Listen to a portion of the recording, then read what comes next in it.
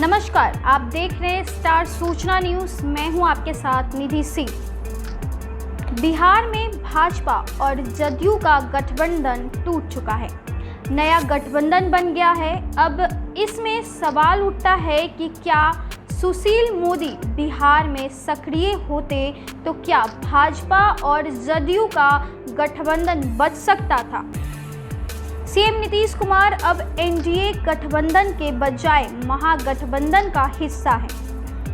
मंगलवार 9 अगस्त को पटना की सड़कों पर खासी गहमागहमी रही।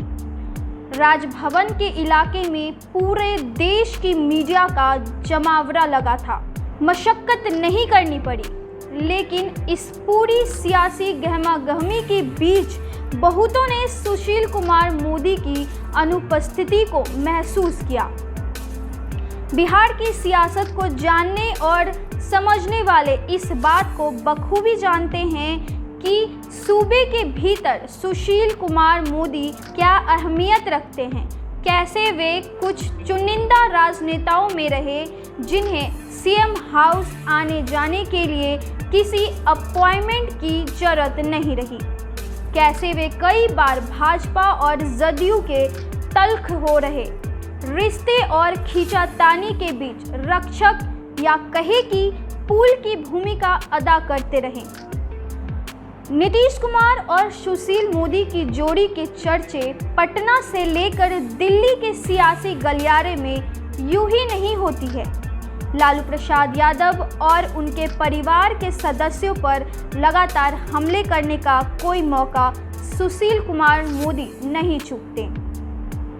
साल 2015 में जब नीतीश कुमार और लालू साथ आए तो सुशील कुमार मोदी ने लालू पर हमले और तेज कर दिए। साल 2015 से 2017 तक के दौरान लालू प्रसाद यादव के परिवार पर अकूत संपत्ति दर्ज करने के आरोप में उन्होंने खूब उछाला, चाहे बीजेपी की आधिकारिक प्रेस वार्ता के जरिए या फिर अपने सोशल मीडिया पेज पर।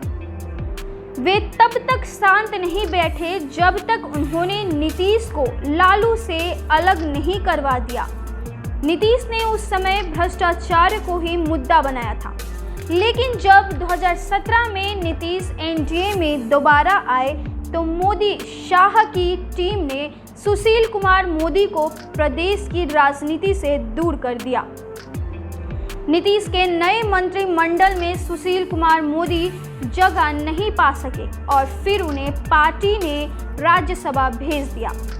धीरे धीरे वो प्रदेश की राजनीति से गायब होते चले गए। 30 से 31 जुलाई को पटना में भारतीय जनता पार्टी के संयुक्त मोर्चा राष्ट्रीय कार्यकारिणी की बैठक हुई थी। पार्टी के राष्ट्रीय अध्यक्ष जेपी नड्डा से लेकर गृह मंत्री अमित शाह पटना आए थे। पूरा शहर भाजपा के पोस्टरों से पटा पड़ा था। जगह जगह स्वागतार्थ तोरण द्वारा बने हुए थे। जहां देखो वहां भाजपा नेताओं की ओर से लगाए गए पोस्टर, लेकिन इन पोस्टर से सुशील कुमार मोदी गायब दिखे। अरुण जेटली से इंतकाल के बाद सुशील कुमार मोदी ही वे नेता रहे जिससे बात करने में नीतीश सहजता महसूस करते रहे। सुशील कुमार मोदी के राज्य की राजनीति के लिहाज से सक्रिय न होने की स्थिति में कई बार ऐसा नेता रहा जो नीतीश से उस तरह बात कर सके जिसकी ज़रूरत कई मौके पर महसूस की गई है। संवादहीनता तो दिखा हो। संतोष सिंह आगे कहते हैं कि धर्मेंद्र प्रधान को छोड़ दे तो नीतीश भूपेंद्र यादव को लेकर भी उतने सहज नहीं रहे। लेकिन इस अलगाव के पीछे संवादहीनता के बजाय और भी कई कारण हैं। नीतीश केंद्र और भाजपा की ओर से बुलाए गए कई अहम बैठकों में इस बीच शामिल नहीं हुए। तस्वीर तो तभी से स्पष्ट थी, लेकिन सुशील मोदी होती तो शायद ऐसी संवादहीनता न दिखाई पड़ती। राजनीति में संवाद की अपनी अलग अलग भूमिका तो होती ही है। इसके साथ ही एनडीए के भीतर हुई टूट और नीतीश के अलगाव के पीछे भाजपा के राष्ट्रीय कार्यकारिणी की पटना में हुई बैठक के दौरान जेपी नड्डा के उस बयान को भी एक बड़ी वजह माना जा रहा था, जहां उन्होंने क्षेत्रीय पार्टी के खात्मे की बात अपने पार्टी के नेताओं को संबोधित करते हुए कही थी। भाजपा के प्रदेश प्रवक्ता डॉक्टर विनोद शर्मा कहते हैं कि देखिए, इस पूरे प्रकरण के दौरान सुशील कुमार मोदी की कमी तो हमें महसूस हुई ही।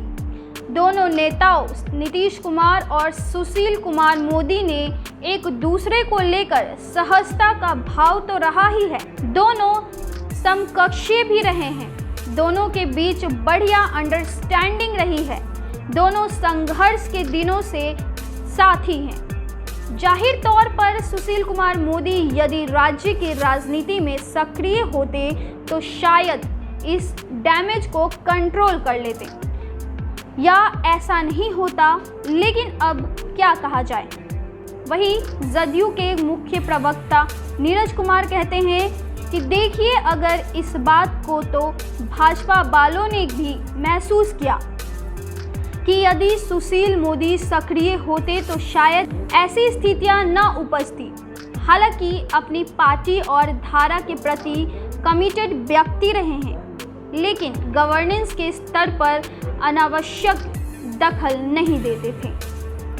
ऐसे ही तमाम और अच्छी खबरें जानने के लिए हमारे चैनल स्टार सूचना न्यूज़ को लाइक, शेयर एंड सब्सक्राइब ज़रूर करें और अपनी राय को कमेंट बॉक्स में ज़रूर बताएं। धन्यवाद।